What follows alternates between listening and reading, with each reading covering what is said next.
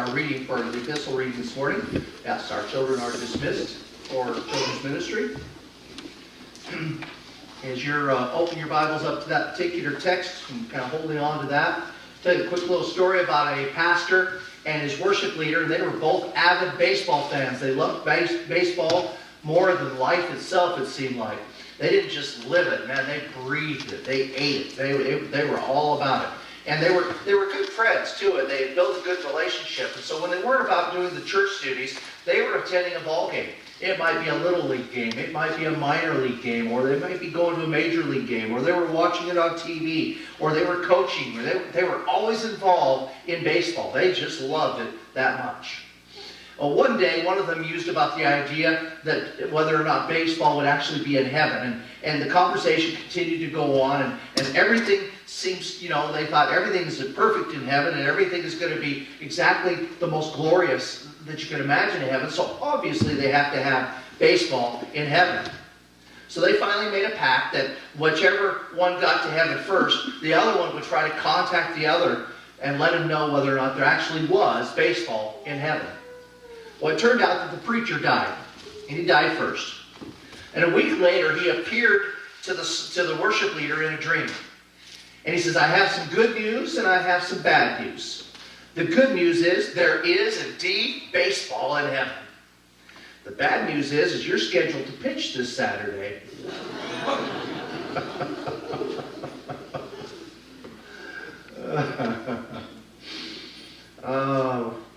Talking this morning about hanging on with patient expectation. I believe that one of the devil's ultimate goals is to take away the attitude or the experience of hope in our lives. He wants us to be a people without hope. And if we look around at our culture today, we can see Satan is most certainly at work attempting to create that atmosphere, that attitude of hopelessness in America today. Certainly around the world. But in America we see it. Which is fascinating because everything that we think that we can hold to, that we can cling to, that mankind thinks is going to bring them hope, bring them satisfaction, bring them fulfillment, isn't measuring up. We have money. We have technology. We have sports. We have music. We have entertainment. We have all these different things in culture. But the thing that is fading away day after day in our American culture is hope. What is hope? Well, there's a lot of ways that you could define hope, but hope actually could be defined using an acronym. And you'll find that in the title of the message, Hanging On with Patient Expectation. You're expecting something good to happen in the future. You're patiently waiting for something good to occur. Maybe life is getting hard for you. Maybe bad things have happened in this last year to you. But you're hanging on. You're not giving up. You're seeking to be patient. You're expecting something good. That's hope. What are the symptoms of no hope? And you can follow along on your insert if you'd like. The symptoms of no hope. Verse 13 really gives us an understanding of that very quickly, doesn't it? Because he says, don't be uninformed about those who are asleep, that you may not grieve as others do who have no hope. Think about the hopeless people in our culture today. What are the symptoms of having no hope? So many people are medicating themselves today with things like alcohol abuse, turning to the bottle to somehow drown the sorrows or drown the struggles that they're dealing with. So many are turning to drugs, and we're seeing now, of course, as we talked about last week, the measure that is being taken by the president on down, trying to call for a national emergency because of opiate drugs and the abuse that is taking place there. Individuals trying to numb themselves from the pain, to escape the pain, not just physical pain, but personal pain, emotional pain, psychological pain, loneliness pain. Individuals who are drinking themselves away or taking pills trying to get rid of it. Or the legalization of marijuana that is taking place in America. We're seeing every place occurring. Why is that happening? It's the same thing, really. No hope. Because they're not finding hope. They're looking for a way that they can somehow smother themselves in such a way that they don't have to look at what's going on in their life and in the world. So will smoke the pain away. Satan is destroying people by taking hope away from them. So when the pain goes away, we've drunk it away, we've injected it, we've inhaled it, we've snorted it, we've smoked it, we've gambled it away, whatever the case is. But when we're done, when we come down, the pain is still there. But even then, it's worse. We see shootings taking place in America and around, and those are in the increase. We see more of this taking place. Why? Hopelessness ensues. Suicide is on the rise. Satan's ultimate goal is to cause people to have no hope. His end goal is to separate you from God for eternity. That is his ultimate goal. But there is a hope that God offers. Verse 14 says, since we believe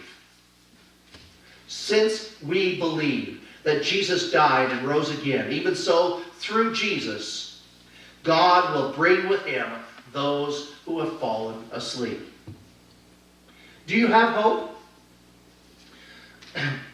The Bible is full of promises, but this particular text gives you and I a great deal of hope if we claim and cling to the promise that is found in it. He addresses one of the most hopeless situations that we can experience in the world. And that is when a loved one dies. But here, God gives us hope. We can hang on with patient expectation. Think about that passage there that it started out. He said, we do not want you to be ignorant about those who fall asleep or to grieve like the rest of the men who have no hope. That's the culture that we live in today. But God has called us out of that culture. He's called us out of that hopelessness. He does not want us to be ignorant about those who fall asleep, he says. So many people have no clue what happens to a person when he or she dies. And so they grieve because they're not only grieving from the loss of a loved one, but they're also grieving because of the lack of understanding or awareness or hope of where that person is.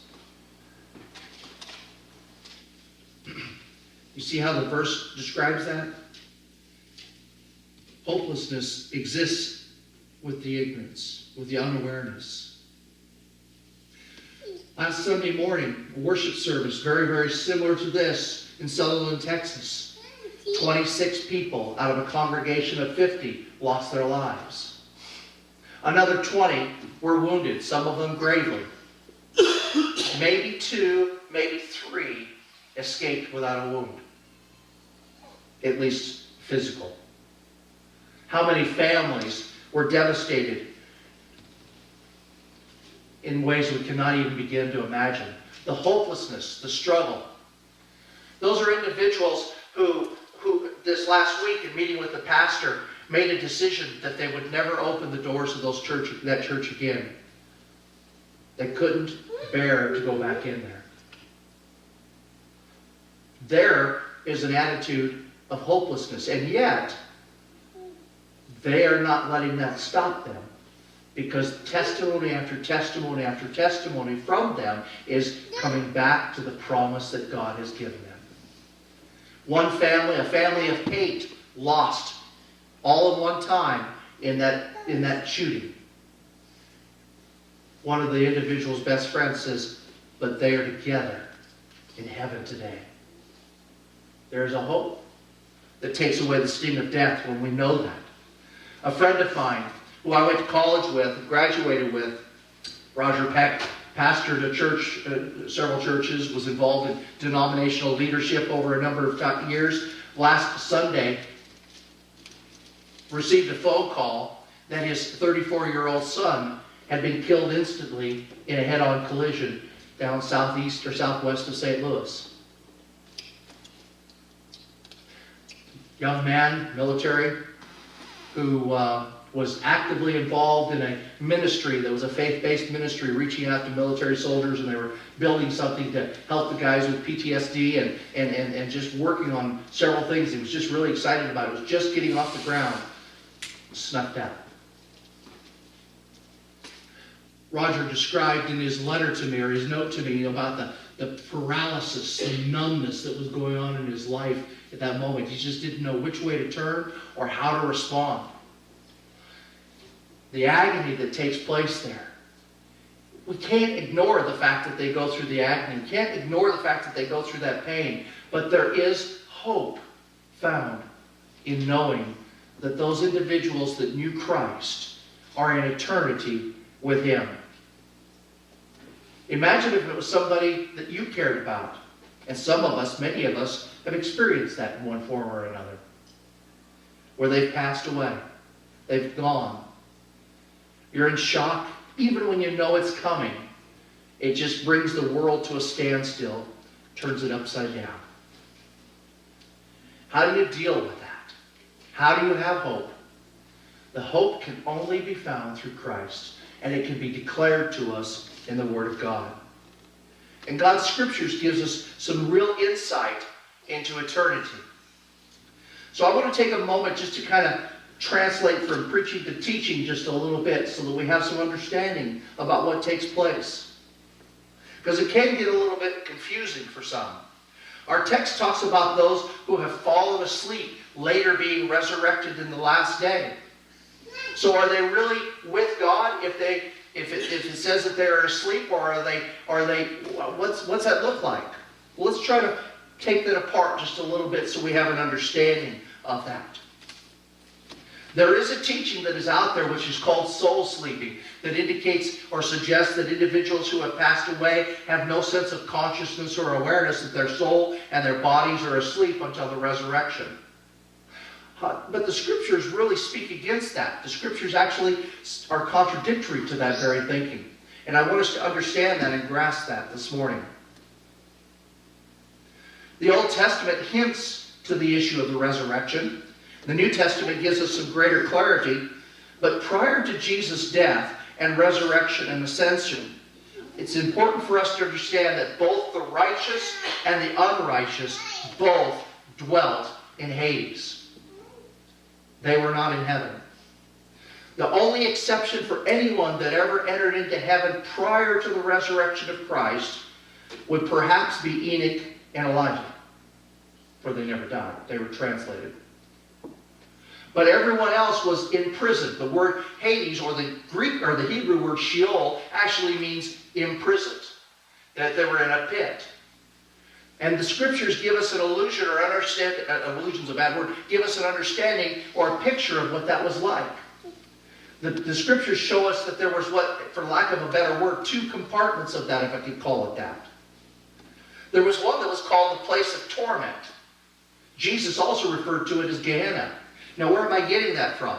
If you want to look at the Scriptures, you can see that, because Luke chapter 16, verses 22 through 31, Jesus is responding to the Pharisees, and he's talking about a rich man and a poor man named Lazarus. And he gives, and the fact that he named a person directly by name tells us that this isn't just an out of the pocket story. It is an actual fact. He's talking about